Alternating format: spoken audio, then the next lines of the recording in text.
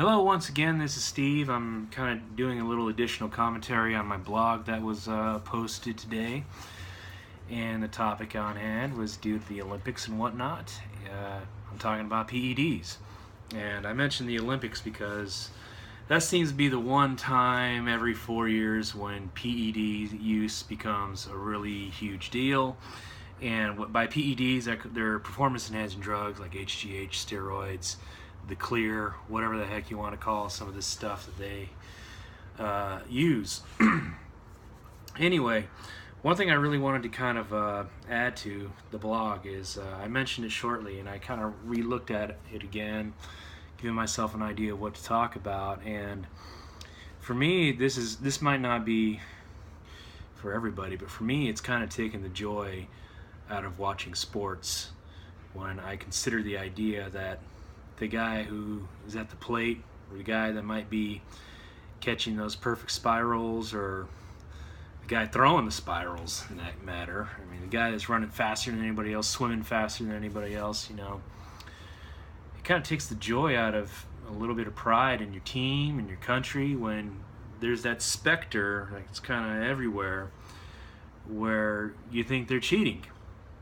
And in a lot of ways in competition, you have the cynics who just don't care anymore. They don't, as long as they're winning for their team, for their country, whatever. As long as it's not as they're not beating my country. As long as my country is winning and cheating, I'm fine with it. If some other country's cheating and winning and beating my country or my team, that's going to cause some anger.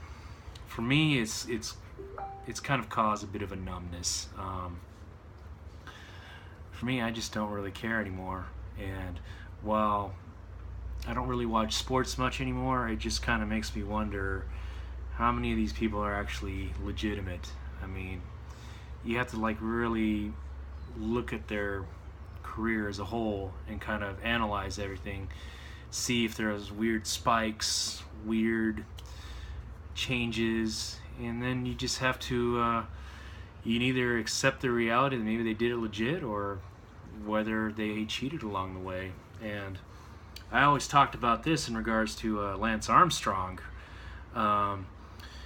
during his 7-year run where he just dominated the Tour de France. I mean, just about everybody else, every other major rider was getting busted for EPO use or various other PEDs.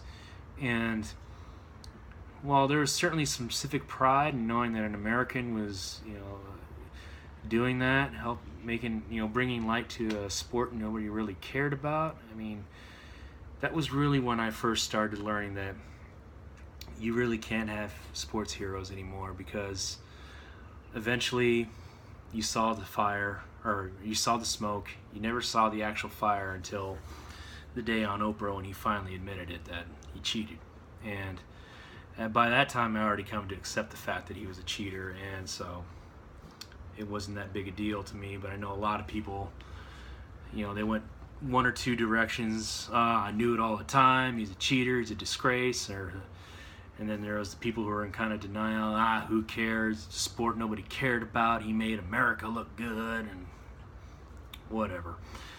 So I think I took a rather harsh lesson from that, and I just refuse to be surprised anymore. Like, there was a interesting controversy that everybody was saying, Peyton Manning used HGH to fix his neck. I don't care if it was true or not. I mean, if he cheats, he cheats. He gets busted, fine, he gets busted. Do whatever you need to him, fine his ass. He's retired anyway, so it makes no difference.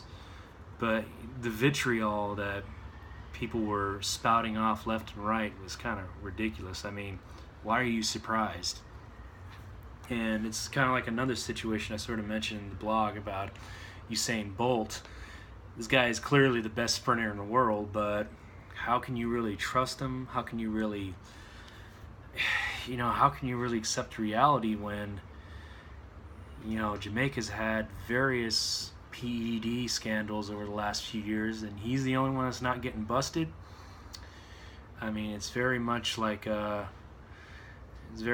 Barry Bonds and Roger Clemens all over again. Technically, we never busted them, but we knew something wasn't right. 40-year-old men shouldn't be getting better in their respective sports.